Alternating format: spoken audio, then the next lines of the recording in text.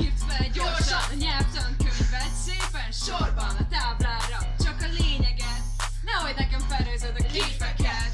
Az érettségit érzem itt bent, gyakoroljunk rá középszinten.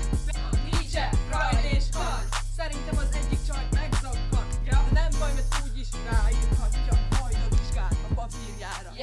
Évaj Dóra az utcán sétál, utat engem neki, aki látja, köszi, kiáll, de nem is hallja senki, de mégis mondja, mert udvarias.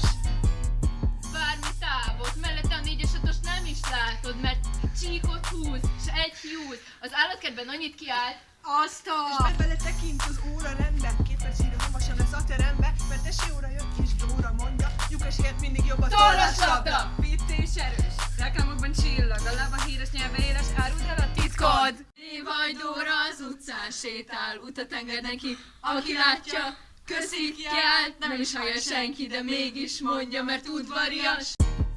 Az utca zeng, mert irodalmi társaspartit űznek benn, a kertben, a telken, Déva jégnál, ilyen parti nem is volt csak Héraklésznál. Az ókorban? Tudod, antikvitás, Dóra tudja, Kenny vágja, nem vitás. És hónapokkal később most is itt vagyunk. Dévaj Dóra 18-szor gratulálunk! Szeretettel! Néhány perc kell, és legálisan lehet fihet, ami csak kell. Dévaj Dóra az utcán sétál, utat enged neki, aki látja, köszít kiáld, nem is hallja senki, de mégis mondja, mert udvarias.